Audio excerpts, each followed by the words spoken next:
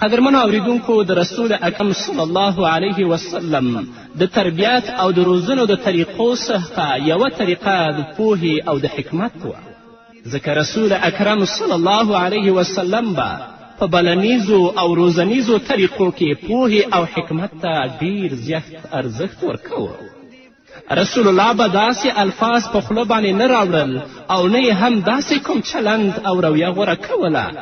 د کومې په وجه چې مقابل او مخاطب کس ناسمه انګیرنه یا تاثر اخیستی وی.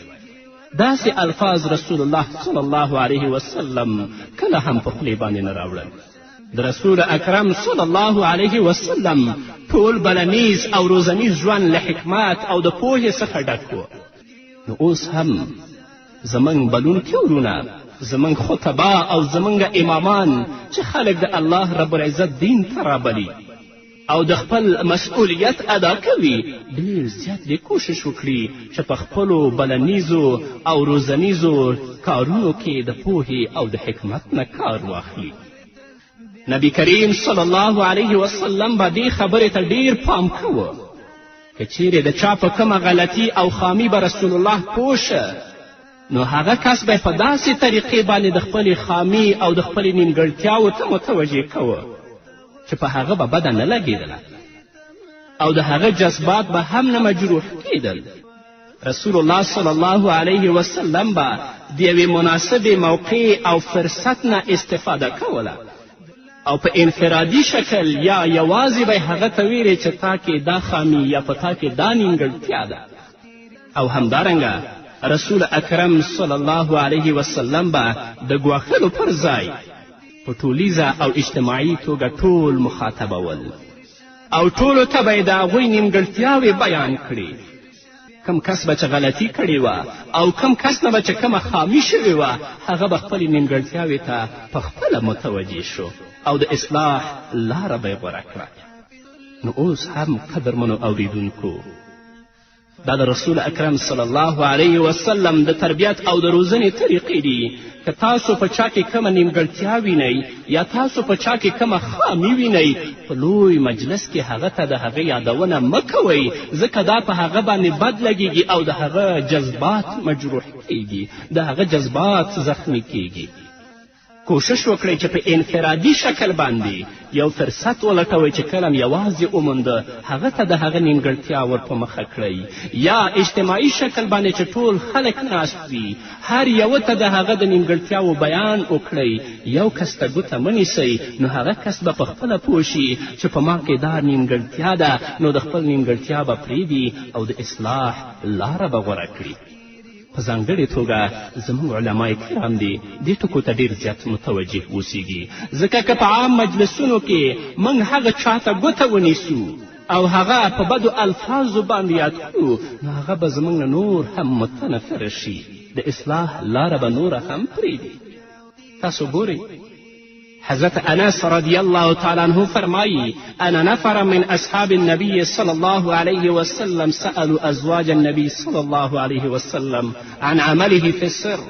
فقال بعضهم لا اتزوج النساء،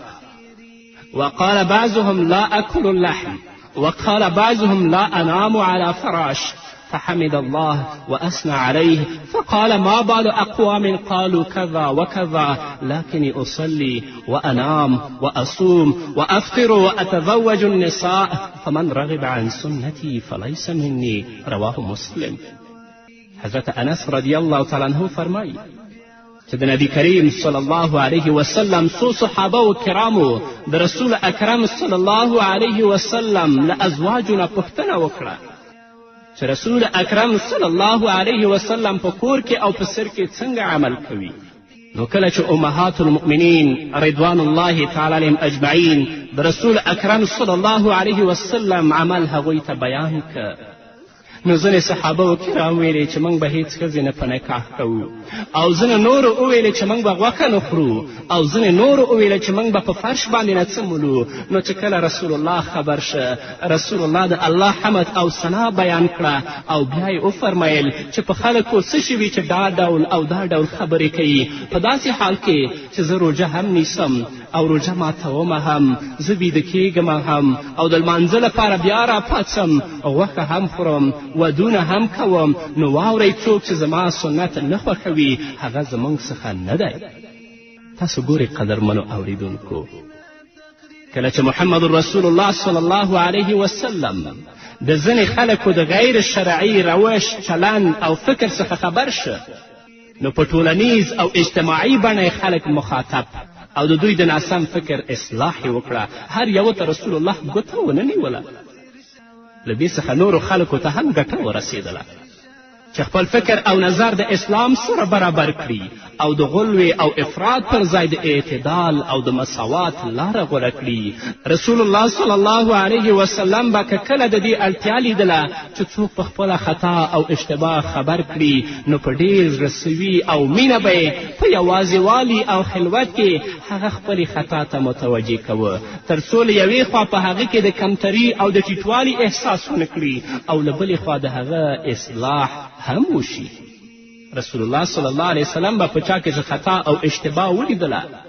ډېر په مینه او ډېر په زړه سوي به یې یوازې که او هغه به په خپله اشتباه باندې خبر که، ځکه که په مجلس کې هغه خبره هغه ته کړې وای نو هغه به د خپل ځان ډېر کم لیدلی وای.